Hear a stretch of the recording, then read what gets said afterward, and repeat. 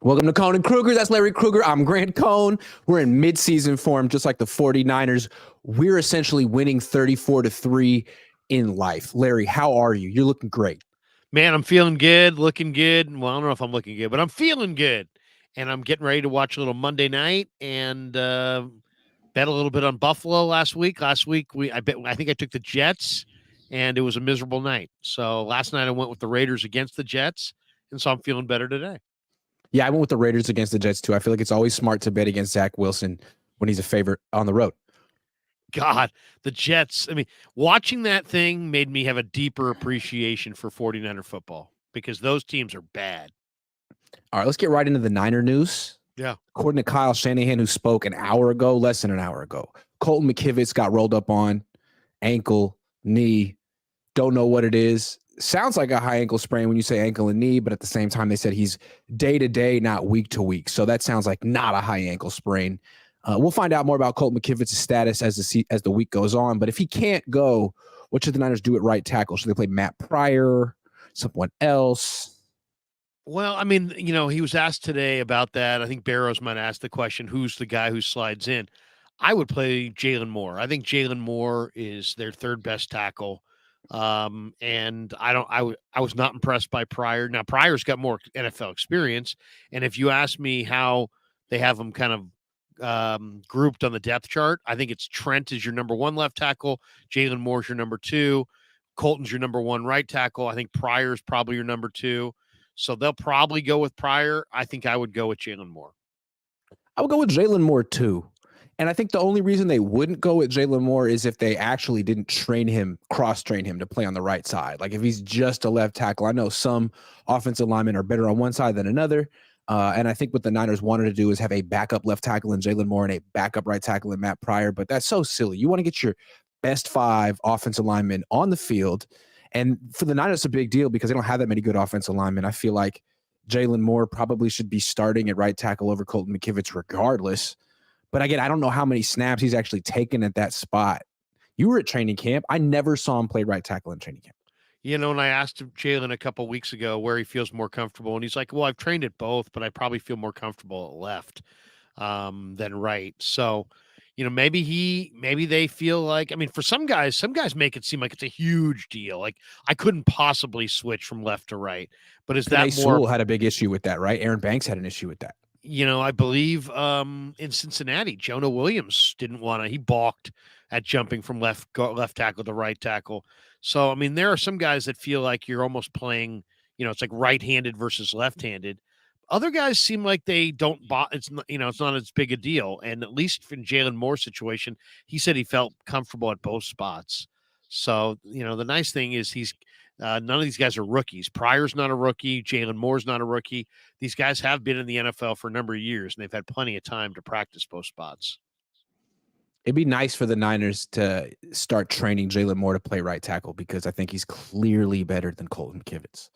Clearly. He's I don't know a little bit bigger, a little bit more of a real tackle arm length, a little bit more of a tackle body. McKivitz, is assignment sound and is tough, but I kind of agree that I think Moore might be the bigger talent. I also think Feliciano should be playing over Spencer Burford at right guard. That right side of the offensive line, I mean, I don't know if it's cost them games yet, but it's two guys. Spencer Burford, I don't understand why he starts. I think Feliciano is a better player than him, and I think Jalen Moore is a better player than Colton McKivitz. I think they should be backups, those two. It is interesting to me because if you ask me, last year Burford shared right guard with Brunskill, and if you ask me who's the better player between Brunskill and Feliciano, it's Feliciano. There's no doubt in my mind. So why now suddenly Brunskill's gone, Feliciano's in, but Burford they gave the right guard to? I think they wanted to kind of force feed Burford that right guard spot. I'll tell you, I thought his push of McCaffrey yesterday was probably the best play he's had all year. I was talking about Burford. And then when Kyle was asked today, though, about Feliciano, he was totally non-committal. Like almost like the answer that he gave, Grant, almost made me think that he's not super pleased with any of his interior guys. And right now he's in for Banks, But when Banks gets back, he had a higher grade. He'll probably slide back into the starting spot. But I think it's like Shanahan could have said, "Up, I'm going to move him to center, or I'm going to use him at right guard." He was non-committal because I think he wants to hold all three of those guys' feet to the fire. I mean, look, they just won 34-3. When we're not here to just nitpick the Niners because they're doing well. But I'm not sure they have their 5 best offensive linemen on the field. Far be it from me to say I know better than Chris Forster, who I think is one of the more intriguing, bright, knowledgeable, experienced coaches in the league. I love Chris Forster, and I'll defer to him. But it's just like, Chris, come on, man. How? I don't get the Spencer Burford thing. To me, Spencer Burford and Drake Jackson are quite similar. Guys who were supposed to take a leap this year and didn't. Drake Jackson got buried, but Spencer Burford just gets ignored. There's no one better. I think Feliciano's better. I'd like to see it. I kind of agree. Feliciano, by the way, had the highest graded, Pro Football Focus grade among all the offensive linemen yesterday, 81.7. He played 62 snaps, all 62 snaps. I thought Feliciano was one of the best pickups of the offseason. I mean, how many starting caliber interior linemen, can you typically get to play backup on your line? I mean, the presence of Feliciano kind of reminds me of like the old school Niners, where they had all kinds of depth. So yeah, He's like Alex Boone. Yeah, I mean, it's a total luxury item. It's like having Jim Burt or Fred Smerlas as your backup nose guard to Michael Carter. It's like, are you kidding me? Or one year, didn't they have Bart Oates and Jesse Sapolu at center? So I mean, they've had big time depth in the past, but yeah, How old was I? Yeah, you were, if alive. You might not have been alive. Yeah. But right. Feliciano, I think, is definitely going to play. And the question is, does he play center for Brendel, who's a little bit more dependable, but also kind of not as strong at the point? Or does he play right guard for Burford, who has had a lot of problems avoiding penalties? So the Niners claimed Jack Jones off waivers. Cornerback from the Patriots, good player. They waived him. Give the good people who watch our shows some background, Larry. Well, okay, so this guy's role has gone backwards the last couple of years, and he's had some issues internally with the Patriots, but this guy can flat out play. Loved him at Arizona State. Now, he missed a curfew on November the 4th, the night before the Patriots played the Commanders. And, the Patriots, as you see often, when things go south, sometimes you lose some players along the way as far as their focus and their intensity. And I just think that it's a personal deal between him and Belichick. He spent the first 6 games of this season on the IR with a hamstring injury that he hurt in practice. And then he's been a backup the past 4 games. But they're 2-8. They're in last place in the AFC. And this guy was a 4th round pick out of Arizona State. He played 13 games and 2 starts as a rookie. He had a couple picks. He's a really good cover guy. And you can't fake good cover guys. And he did have a gun charge that was dropped. He showed up at the airport with a gun and some ammo. And but the charge did was he pull dropped. Dave Chappelle? Did he say, "Sorry, I didn't know I couldn't do that"? Did he pull a Plaxburst? Sorry, officer, I didn't know I couldn't do that. Yeah, it works. But this guy can play. I mean, this is a good player. I mean, a really good player. I mean, this guy could start, and if you get him in the right frame of mind, he could be very, very valuable. Now you got to see if you can make it through waivers. I don't know if he will or won't, but I mean, he did play this last week against Indy in Germany, but he played like 10, 12 snaps. It wasn't a lot, but the guy can flat out cover, and he's a really good young corner. So, does he have some issues off the field? Does he have some issues internally there with New England? Yeah, but I don't think this guy's a bad guy, and I think he's a really good football player, and he's a California kid. He's born down in Southern California in Long Beach. I think if you could get a guy like this, you would play him significantly. I mean, this would be a gift if somehow you could wind up with this player and you could get the focused version of Jack Jones. You'd be adding, a young player who's enormously talented, and could arguably be your best corner if he plays to his capability. So yeah, he gave up a passer rating last year of 64 on the Patriots, who have no pass rushers I can name. I mean, this to me seems like a no-brainer. He got into it with Bill Belichick. He missed a curfew. He got in trouble. He made a mistake. It sounds like a young man who made a mistake to me. A young man who made a mistake and the charges were dropped, and he can play cornerback, which is the position the Niners need. I mean, he's on waivers. I'm not saying trade a third anything for him, but you could pick him up off waivers. He's probably not even going to make it to the Niners. I think that's a no-brainer. No-brainer. No-brainer. If this guy is out there, Thomas. Oh, this guy could be better than Mooney Ward. I mean, this guy can flat out play. I mean, this is not the kind of corner that you would ever think that would wind up just available. So, I mean, this guy is a tremendous talent. And it's a unique situation. He's a 5'11" corner, 175 pounds, fourth round pick, ran 4.51 coming out, 1.54 on the 10-yard split, same as Brock. He's very quick. 13 games as a reserve, as a true freshman at ASU, and then just got better and better and better and better. So I like him. I mean, he went to Long Beach Poly down in Southern California, super high recruit, like 5-star recruit, and started off at SC and then was ruled academically ineligible. But he's had some problems, and I don't know how the 49ers will view his past. I mean, he was arrested way back for breaking into a restaurant after hours, and he pleaded guilty to a second-degree misdemeanor charge of commercial burglary. Spent a year to JC, but this is years ago. Transferred to ASU. But what he is just a ball-hawking, awesome corner who's got awesome. So he's made some mistakes. He's made some mistakes. Multiple mistakes. Yeah. But who hasn't?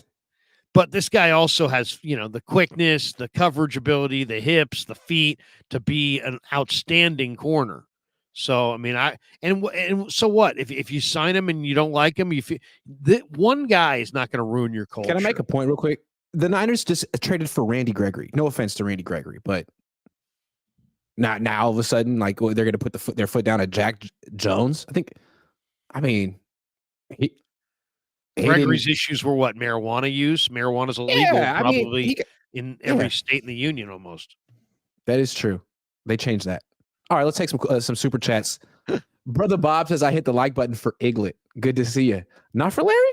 Dang, Brother Bob. Sean? Yeah, see, Brother Bob and I, he might be feuding. We might have a little feud. You got to take him out for a drink, man. You got to settle that one. Come on, Brother Bob. Come on back. Sean O'Leary says, I try not to get too low or too high with this team. They deserve credit, but that secondary is still an issue.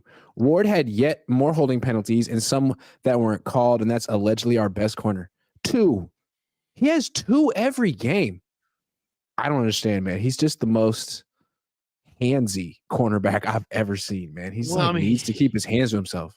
He doesn't play with tons of poise with the ball in the air. I think he panics a little bit. There's times when it's just like, dude, you're there. Just let your coverage be good enough or not good enough. Yeah, agree. Who gets the MVP of the matchup, boys? What? The matchup, boys? Who gets the MVP of the matchup, boys? I don't know. You're gonna have to. Yeah, for $2, I can't tell you. Bird Creature says, "Hey Grant, curious about reaction. Already know what Larry thinks. If Purdy were a car, what type of car would he be?" Man, he'd be. That's a good question. He'd be like the lowest price point of a car. He'd be the kind of car you could get for what? Like a new car you could get for $20,000, something like that. 15, 20,000. And it's got like very little horsepower. But everything else about the car is just phenomenal. I mean, the entertainment system, the warranty, the durability, the safety. It's a Volvo.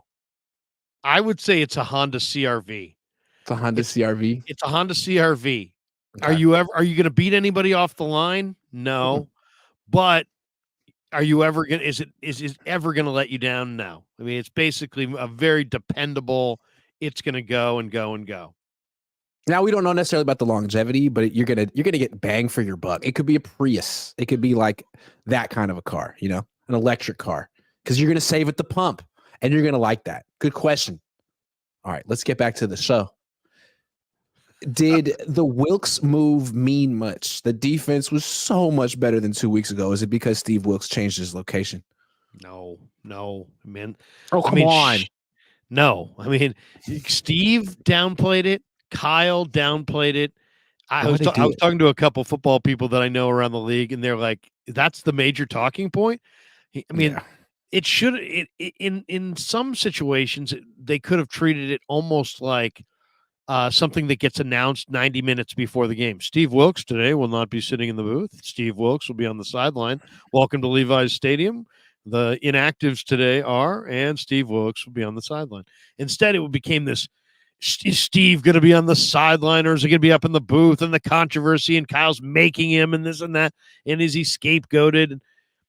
The bottom line is it doesn't make a big difference. And I bet you the one question that I wish I'd asked Steve last week is, Steve, you've been doing this for 20 years. Of those 20 years, you've probably coached X number of games. How many games were you in the booth versus on the sideline? And I bet you it's like some middling number. I was on the sideline for 65 and I've been in the booth for 48. But it's something like that. It's not like, oh, I've been in the sideline for 2 and I've been in the booth for 98. No. Let me ask you this, though. Was it like a placebo effect for the players? Is it something that they think they need, and just having him there affected them some way, that like they were accountable or they felt supported? Or I don't understand what psychological component could be at play there. Is there something like that? I don't know. Could be anything. Could be anything from Johnny Holland. It sounded like he was the go-between. Maybe maybe the communication wasn't streamlined. Maybe the communication that Steve was communicating to Johnny wasn't getting to the players, and so instead of blaming Johnny, it was that telephone. Yeah, exactly. Instead of blaming a proud older coach like Johnny, they just said, "Hey, you know what, Steve? Some of your messages are not getting to some of the guys." And he said, "Screw it, fine. I'll get on the field. We'll go face to face." Once again, did Steve? So there was something to it, because I was like, why did they decide to do this if it was just moving deck chairs? There must have been something. So maybe it's more about Johnny Holland, who is a great position coach, but maybe didn't need to be in that position. And maybe it's just, things maybe got lost in translation. I kind of think Lynch, who's pretty straightforward, said it on the radio on Friday, where he said, "Hey, it's really just more about what our players are accustomed to." That's really it. I think that's something to it. Like, I don't know if it's a placebo or not, but they want their defensive coordinator down there, and so he needs to be down there. So why did the Niners defense dominate in this game if it wasn't all about Steve Wilks being on the sideline, standing there? Well, I think it's funny. I asked Shanahan last week. I go, you said your team looked tired. You said your team looked slow. Well, the bye week's going to help the tired. What's going to help the slow? He's like, hey, he kind of turned it on me. He's like, hey, you got any ideas? And I'm like, well, how about Danny Gray? And then he was like, well, that's one guy, but that's not really what we're looking for. We're looking for team speed overall. But then sure enough, he poo-pooed the question. And then what do? They put more speed on the field. Isaiah Oliver probably runs 4.6 something now. And Ambry Thomas ran a 4.4 flat coming out of Michigan. And I just think that they just said to themselves, hey, you know what? If we're going down, we're going to go down with our best athletes on the field. And they put Ambry outside and they put Lenore inside. And Shanahan said, well, Oliver did play a couple of snaps inside for Lenore. But yeah, their best, if it's about coverage, and it is, get your best guys out there. I was looking towards Womack or Luter, but they went to Ambry, and Ambry played well. I mean, he had the PI, but he played well outside of that. I wonder why it took the Niners half a season to bench Isaiah Oliver. My guess is the same reason that he's on the team. My guess is that that just watching the Niner War Room, Grant, on draft day, when they drafted a couple of players on the defensive side, Steve was like, you could see Steve was in the dialogue with Peters, with Lynch, that they were all shaking hands. You could see that it was like they might have been Steve's guys. And when it got to free agency, Oliver might have been a Steve guy too. And when it got to the cut down and the coaches are going, hey, you know what? What about Jameson? What about Oliver? I think it was Steve that said, go with Oliver.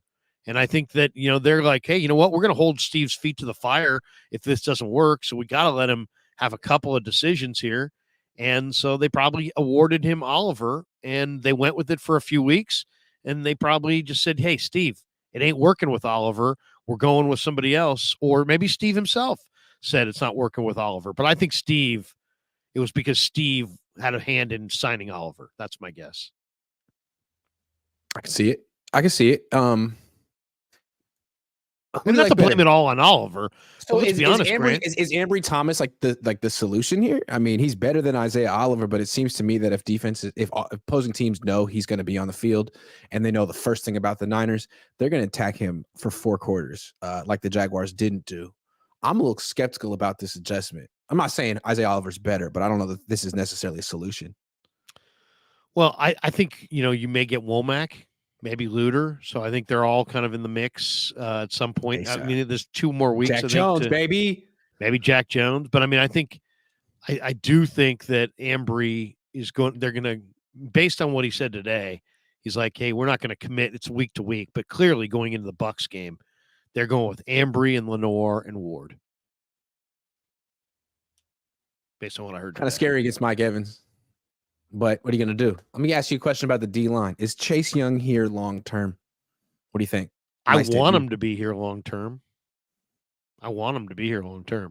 Because I think he could, Chase Young could be fantastic in this defense. And I think we saw this week, that was the other impact. It's like, it wasn't about Steve's seat.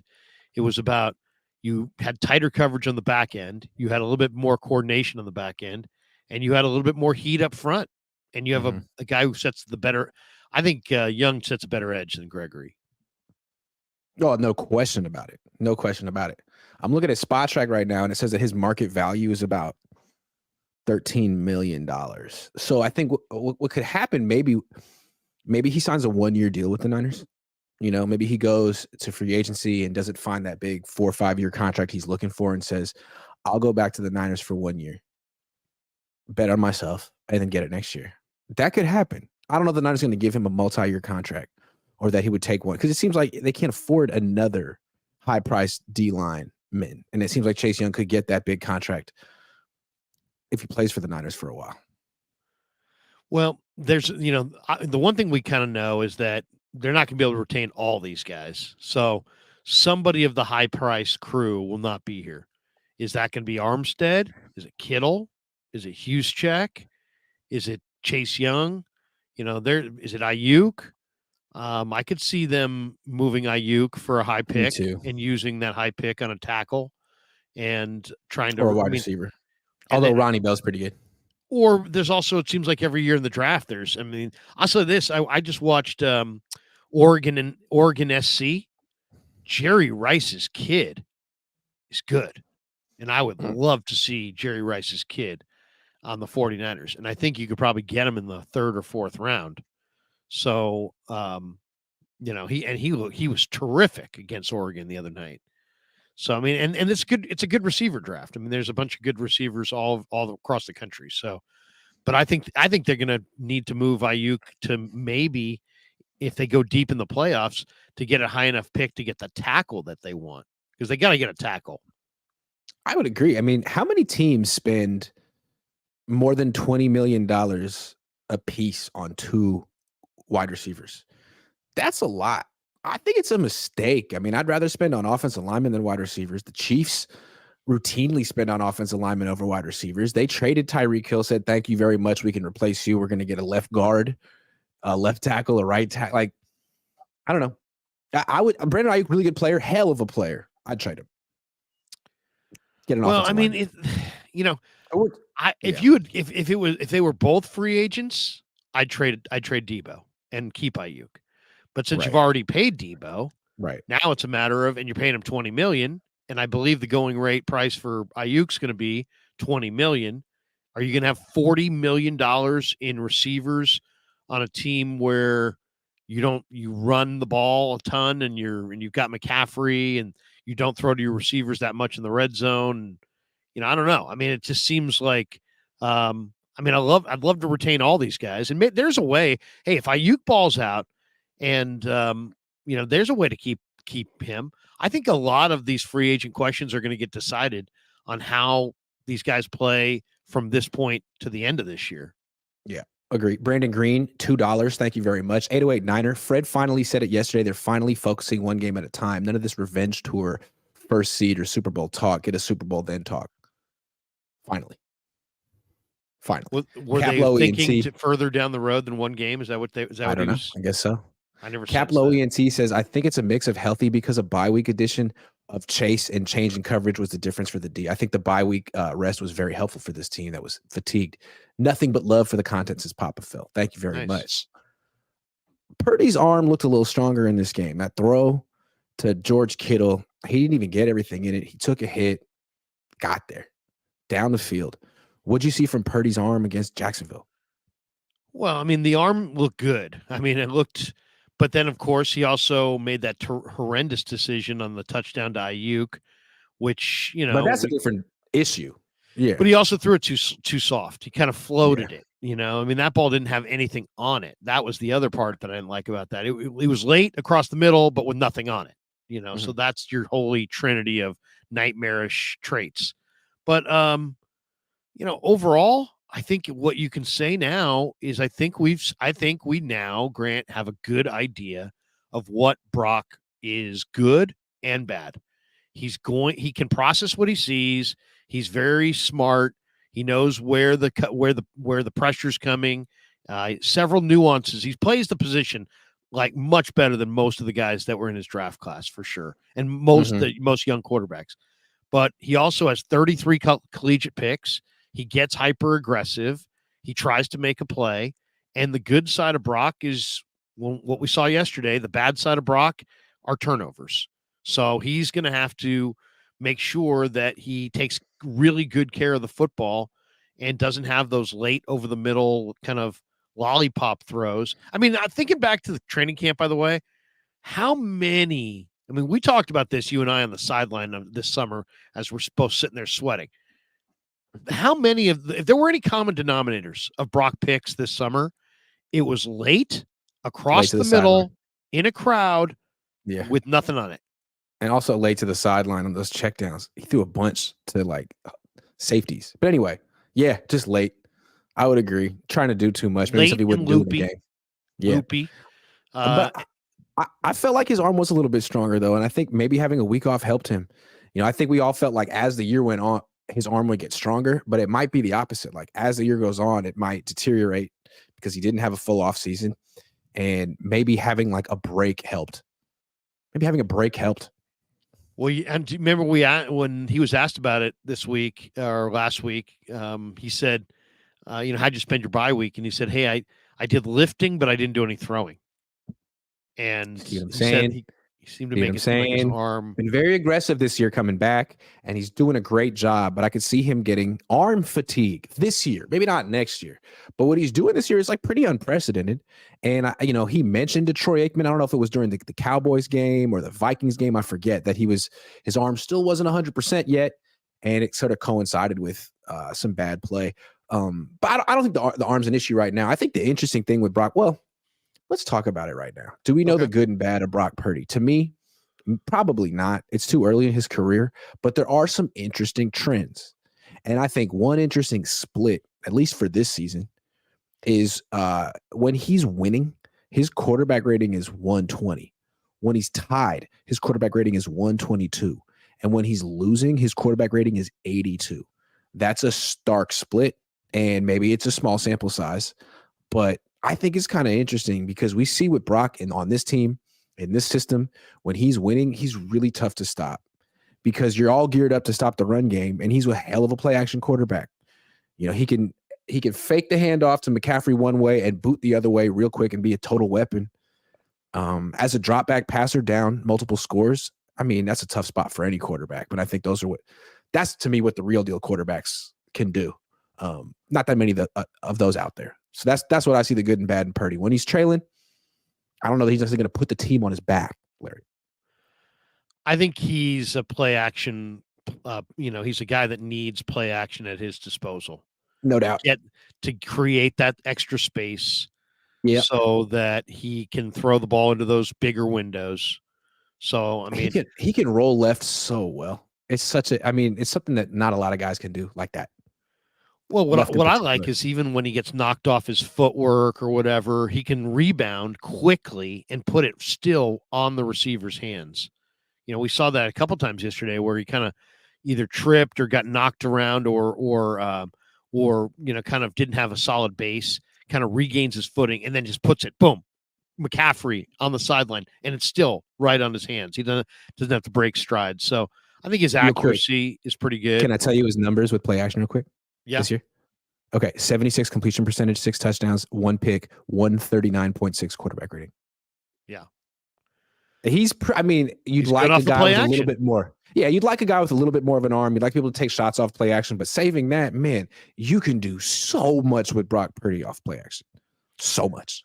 The other one that I think is a really indicative or revealing stat, Grant, is his pressure, his number against pressure, or his numbers against pressure. He was pressured 50% of his dropbacks yesterday against Jacksonville. He threw for 143 yards when pressured, 8 of 12, with 2 of those going for touchdowns. Against pressure in his career, 8 touchdowns, 1 pick. So if you pressure, he's such a smart guy as far as what his playbook, that he understands where to go when there's pressure.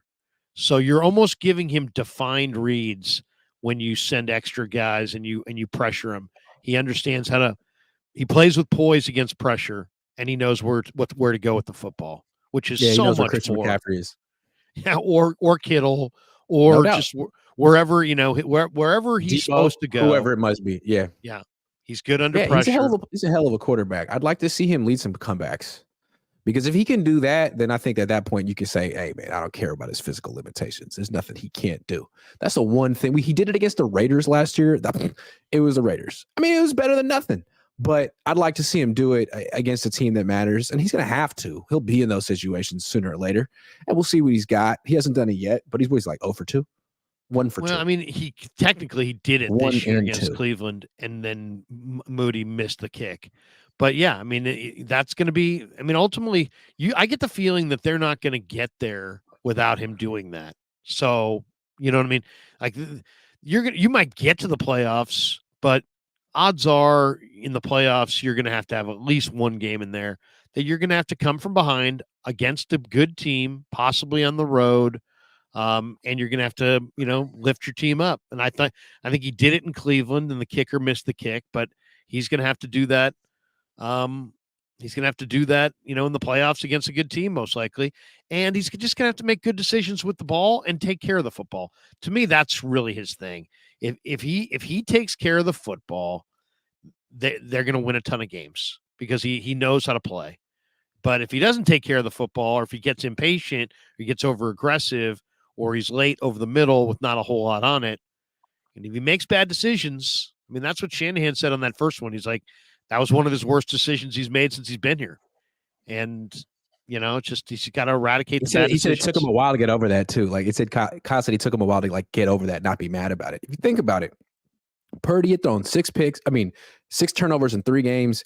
He was kind of on thin ice. He had just given a speech to the team apologizing for turning the ball over. Then he comes out and does that. If he had thrown a pick right there, I don't know what would have happened. I'm not saying he would have gotten benched, but man, Kyle would have been so mad after all they've been through the last few weeks. But it ended up being a touchdown, and he played with so much confidence after that. I just think it's kind of interesting how that goes.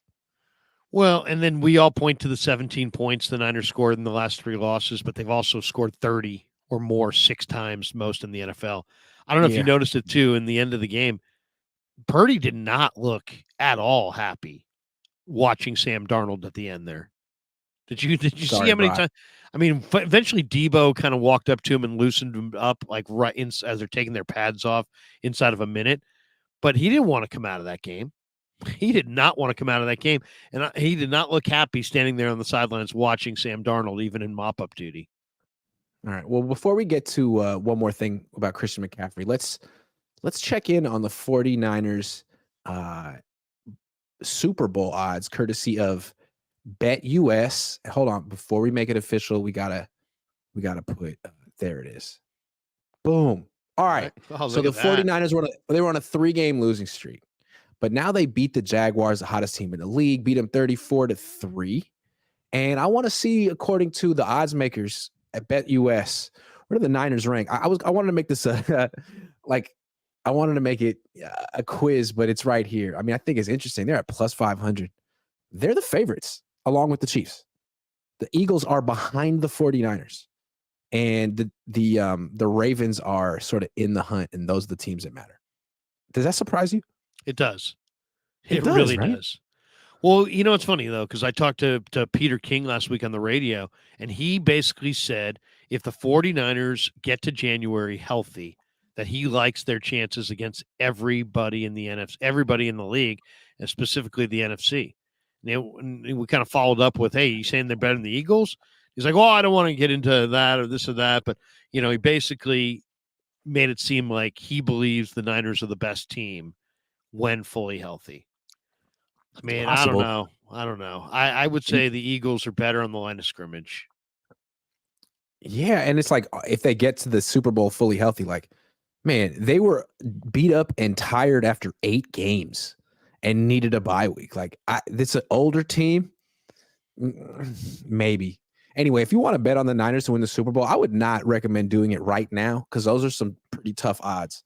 You're not getting anything there. They're back to being the darlings of the league. I think it's interesting that it just took one win for the Niners to be back the darlings of the league. Like, that was the Cowboys win we saw yesterday. It's impressive, but the Niners still have questions they have to answer. They didn't answer yesterday, but yeah, they're an excellent team. Anyway, if you want to make a wager, click the link in the description and get 125% deposit match. Thank you very much. All right, let's get back. Who would, if you were standing in a casino right now, who would you bet to win the Super Bowl? The Chiefs. The Chiefs. Just because they have Patrick Mahomes and he's way better than the next best quarterback in the league. And Reed and a killer D. Yeah, I don't even think about it. Like, that's the safe bet. The Chiefs. It's so funny you said that. I would have said the Bengals because I really think that Burrow's coming, and Burrow's got a great record against all these other great quarterbacks. But then the Bengals lose, this weekend. So and they look, the Texans upset them. Great story that C.J. Stroud and D'Amico, but I think I'd probably go Eagles just because they just seem like they're winning a lot of different ways. I wanted to ask that.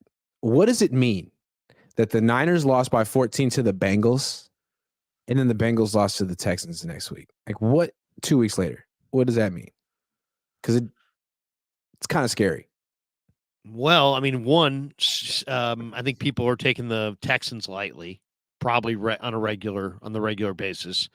I watched Jacksonville, get destroyed, I think, by Houston at home. That was their last loss before the Niners beat them yesterday. So I think Houston, Grant, is better than people think. That's one. Houston has made some really good moves. Stroud's been terrific, playing at almost like a veteran. He's got a rookie receiver that's really underrated in Tank Dell. He's got pretty good offensive line in front of him, including 2 good tackles. Sheldon Rankins has kicked butt on their D line. He had 3 sacks yesterday. And the kid they drafted from Alabama is good, and they've got some good young DBs. It's Bobby Slowick and D'Amico are really good coaches. And they're plus 8,000 to win the Super Bowl on Bet US right now, if you like that action. Let me ask you a question. Did Kyle Shanahan do the right thing, leaving Christian McCaffrey in the game at the end, giving him the ball every snap to try to let him break that incredible record, most touchdowns in consecutive games? Okay, I would say he did the right thing by McCaffrey to let him go for such a historic record, okay? But how he did it was atrocious because essentially what he did was he coming out of basically took Mitchell off the field, brought CMC on the field, and then they just gave him the ball every single play, 5 plays in a row, to the point where coming out of the huddle, the Jaguars knew where the ball was going. If he really wanted to do that, I think what you do is you run Jennings or some dependable handed receiver, Ronnie Bell, on some stop route at the 2 and just throw it low to him and let him just turn around and go down. And then you run McCaffrey on a couple of halfback dives or whatever goal line plays. But instead, he ran 5 consecutive plays to McCaffrey in garbage time where he took all kinds of hits. And he's your most valuable offensive weapon, and he's the guy that has to be healthy in January for you to win the Super Bowl. So I didn't like the method. I like the fact that he is friendly to the players as far as we're going for the record and I want to do right by you. Why not? But I didn't have a problem with that, but it was the methodology. Don't use him to get all the way in from the 20-yard line on every single play. And then every play that went by, they had more coverage and more hits on him. Get to the 1 or 2 and then hand him the ball 3 times in a row. Yeah, I like that better. It seemed like Christian McCaffrey sort of made a demand and Kyle Shanahan capitulated to it, which is fine. I mean, if you want to make your best players happy, fine. But at the same time, you got to say no eventually. You got to be the leader on the team eventually. If he had gotten hurt in the fourth quarter, Kyle would have looked so silly, foolish. And so would McCaffrey. But he didn't, thank goodness. All right, let's move on. The Bucs next week. They're not a bad team. They're 4-5. They've beaten some good teams. What's the number one concern they pose the 49ers? To me, there's twofold. I mean, one, they've got real weapons, right? Mike Evans, Chris Godwin, terrific ball skills. Even the tight end, Cade Otton is a decent tight end. So they've got good receivers who have really good hands that can catch the ball. So that's one. And on the other side, this team had 13 hits on the quarterback. And they're getting they got a lot of young players that are playing well for them. Antoine Winfield is a second round pick in 2020. He had he's emerging as good a free safety as there is. And then Levante David, is still him and Devin White are still really good inside. And then they've got their D line right now is getting hits. Shaq Barrett, Kalijah Cansey, Vita Vea, Logan Hall, Yaya Diaby, all with made 13 hits on the quarterback. So the Niner offensive line. When the Niners played the Bucs last year, Vita Vea didn't play in that game, and he's monster. Yeah, just wanted to wag my finger. Kalijah Cansey is a terrific pass rusher. He's their first round pick this year. I just think that the Niner offensive line is going to get way challenged by this Buccaneer defense, and the Niner DBs are going to get really, challenged significantly as well, because you can be draped all over Mike Evans or Chris Godwin, and those guys still can make plays on the ball. So, these are two of the more polished, ball skill receivers in the game right now. That's to me the issue. Mike Evans. Ambry Thomas is on the field. If Baker Mayfield has any time, the ball's going down the field to Mike Evans against Ambry Thomas, and that's a terrible matchup for the 49ers. So this is another game that their D-line has to dominate. Otherwise, Mike Evans will dominate. Got to put heat on Baker. And you also got to get your hands up on Baker. Baker's small. I mean, They list him at 6 something, but he's kind of small, and he's got kind of a low trajectory on his arm angle. So he does get passes batted in his face, but he's actually played pretty well for them. And Rachaad White's not a great runner, but they will throw it to him a little bit. It's a pretty decent offensive line too. Tristan Wirfs is really good. Gadecki, who's a converted guard, is really tough. They got Cody Mauch, the North Dakota State kid with the long red hair at right guard. Hainsey's not bad, the center from Notre Dame. They're not bad. The left guard's a little bit beat up. They just can't run the ball at all. They don't have a real runner. They don't have a big-time runner. 3.1 yards per carry. My goodness. But hey, good luck, Tampa Bay. Sean O'Leary says, no, Grant, Purdy is a Jaguar. Great when running great, but when behind, side of the road. And I love Purdy. You're saying he's a roadkill? Man, he's a Jaguar? Graphic. I don't understand. And Nunez says, I disagree with you and Larry. I think Ayuk is a great player. Don't be haters. Nobody said that he's a great player. Nobody said that Ayuk wasn't a great player. I would say he's a great player. I say he's a very good player. A great player. Well, I think he had a. Okay, I'll say this. I go to training camp, and I have gone to training camp for years. He's a great. What he did this summer in training camp, was great, otherworldly for sure. He was Doesn't matter. He was Randy Moss in training camp. He was a superstar. But he's not a superstar in the NFL. He is one rung below superstar. An excellent player, a very good player, but not quite the kind of guy who just takes over games the way Kittle has, Debo has, McCaffrey has. What game is Ayuk taken over? he hasn't had the kind of touchdown production that I thought he was going to have. But he's not a clutch. He hasn't had like clutch moments. I mean, he's had clutch drops. I'm sorry. I'm not trying to be too harsh here. I always compared him to Torrey Holt, but Torrey Holt was a great player.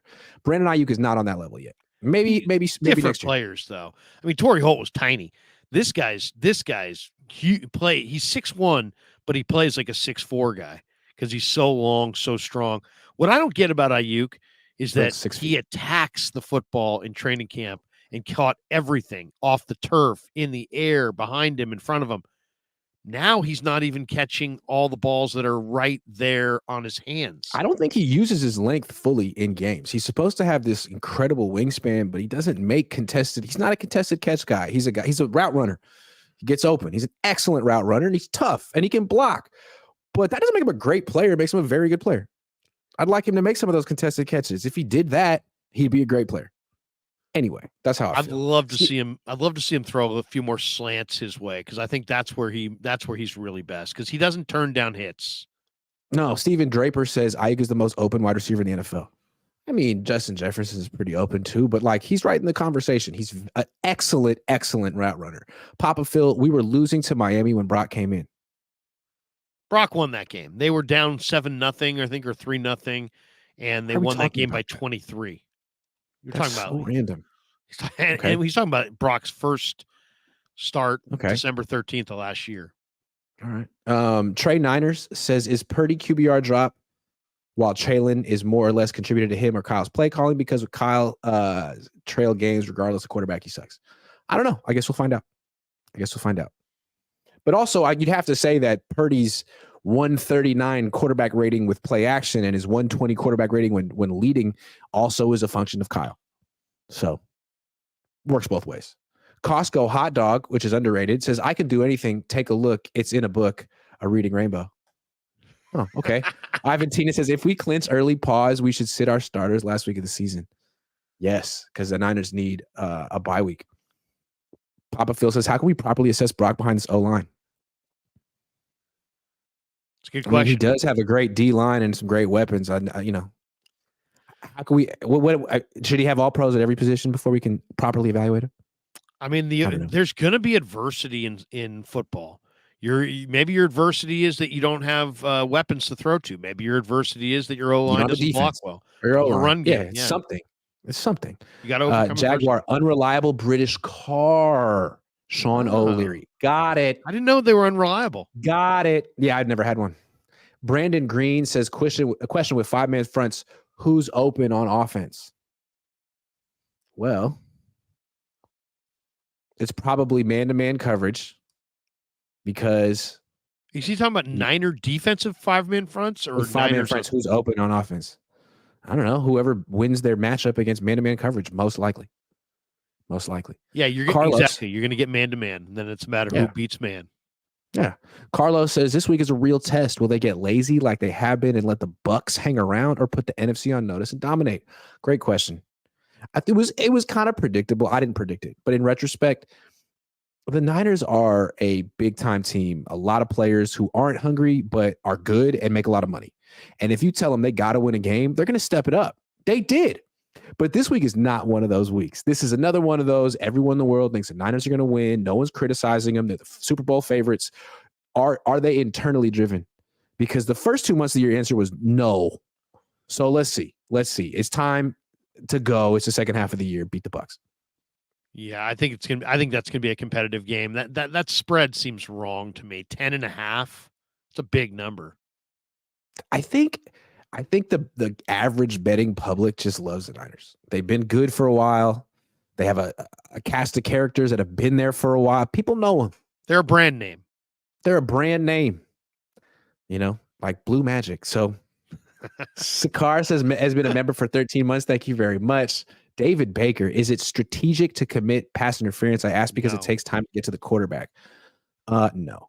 I mean, in college, you could say it is because it's a 10-yard penalty 15, as opposed to a spot foul. 15. What do you think of that, by the way? Would you rather be a spot foul or a 15-yard college deal? Or would you rather some combination thereof, like inside of 2 minutes? I like spot foul. I don't want to see cornerbacks strategically doing that. Also, I like that illegal contact is an automatic first down. Like, get your hands off the wide receivers. We're here to see offense. Sorry. I just hate the fact that you're watching a football game and then all of a sudden the biggest play of the game, yardage wise, is because of an official. It kind of reminds me of like penalty kicks in soccer. It's like all of a sudden, there's nothing, no impact. Oh, now we're going to set you up on the doorstep for a penalty kick because of some official. That's one thing in someone college. Took a dive. Yeah. Agreed. College, it's like, oh man, but you're right. You're probably right. In the pros, they would just wrap guys up. That would be bad. Oh, absolutely. If they had the opportunity. Anyway, that's the show. Larry, what you got going on tomorrow? Just doing some videos, more reaction to the watching the film again. I'll watch the game again tonight and take a look at it and just kind of do some reaction stuff. And then I'll be down there Wednesday and Thursday. Vish and I do our deal Thursday night. He was gone last week. He'll be back this week. Coach and I go Saturday mornings, and looking forward to that. Those have been some of the good streams too. Cool. I will see you down there on Wednesday. Anthony Lopez at the buzzer says number 1 seed if beat Eagles, Seahawks once, and Ravens. It's still in play. Thank you very much, everyone, for watching. I will catch you guys later. BetUS, America's favorite sports book, where you can bet on everything, anytime. Sportsbook, casino, horse racing, live betting, and more. We have the best bonuses in the industry. That's right, get a 125% sign-up bonus. And to celebrate our 30-year anniversary, we are giving up to 30 risk-free bets, a truck, Super Bowl tickets, and more. Don't miss out. Play smart. Join now.